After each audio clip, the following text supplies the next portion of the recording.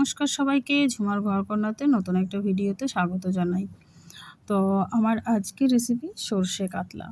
তো দেখো, সরষে কাতলা বানানোটা কিন্তু খুবই সহজ। তো এবার দেখে নিই কী করে সরষে কাতলাটা বানাবো। তো চলো শুরু করা যাক। তো এখানে দেখো আমি নিয়ে নিয়েছি 4 পিস কাতলা মাছ।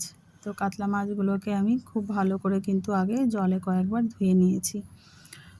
ধুয়ে নেওয়ার পর এই যে দেখো, গাদা আর পেটি মিলিয়ে আমি এখানে 4 পিস মাছ নিয়েছি। আর এর মধ্যে আমি দিয়ে দেবো নুন আর হলুদ। নুন হলুদটা আমি হাত দিয়েই মেখে নিচ্ছি। নুন আর হলুদ পুরো মাছের গায়ে খুব ভালো করে মেখে নেব হাত দিয়ে। তো এই দেখো, আমার হাত দিয়ে ভালো করে মাখা হয়ে গেছে। আর এবার আমি এদিকে কড়াইটা আমি বসিয়ে দিয়েছি, আর মাছগুলো কিন্তু আমি এদিকে ভাজতে দিয়ে দেবো। তো মাছগুলো এদিকে ভাজা হোক, ততক্ষণ আমি একটা পেস্ট তৈরি করে নিই। দেখো, দিয়ে দিলাম 1 চামচ পোস্ত, 2 চামচ সাদা সর্ষে, 1 চামচ কালো সর্ষে দিয়ে একটু আগে মিক্সিতে ঘুরিয়ে নিলাম সামান্য জল দিয়ে। আর দেখো, 3টে আমি লঙ্কা দিয়েছি, দিয়ে আবারও পেস্ট করে রেখে দিলাম। আর মাছগুলো দেখো আমার কিন্তু ভাজা হয়ে গেছে।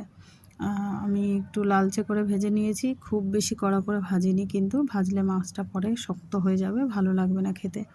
আর এই যে দেখো, এদিকে আমি ওই ভাজা তেলের মধ্যেই কিন্তু আমি সামান্য কালো জিরে ফোড়ন দিয়ে দিলাম, আর দিয়েছি বাটা জিরে বাটা 1 চামচের মতো জিরে বাটা দিয়ে দিলাম, দিয়ে একটু সামান্য কষিয়ে নিলাম।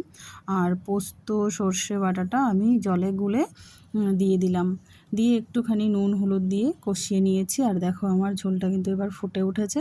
তো এবার আমি মাছগুলো দিয়ে দিলাম, দেওয়ার পর 2টো কাঁচা লঙ্কা চিড়ে দিয়ে দিলাম, দিয়ে আমি ঢাকা দিয়ে মিনিট 5 মতো রান্না করব। তো দেখো, মিনিট 5 পরে আমি ঢাকাটা খুলে দিয়েছি। আর এবার দেখো, আমার রান্নাটা কিন্তু প্রায় কমপ্লিট। তো এর ওপর দিয়ে আমি সামান্য সর্ষে তেল ছড়িয়ে দিচ্ছি, আর এখানে দেব ধনেপাতা। তো এই যে ধনেপাতা দিয়ে কিন্তু আমি গ্যাসের ফ্লেমটা এবার আমি বন্ধ করে রাখবো। তো গ্যাসের ফ্লেমটা বন্ধ করে আমি ঢাকা চাপা দিয়ে 2 মিনিট মতো রাখবো। তো 2 মিনিট পর ঢাকাটা খুলে দিলাম। তো দেখো, কালারটা কত সুন্দর এসছে, আর স্মেলটাও খুব সুন্দর বেরিয়েছে। আর এই যে দেখো, নামিয়ে নিলেই কিন্তু গরম গরম সর্ষে কাতলা রেডি হয়ে গেল।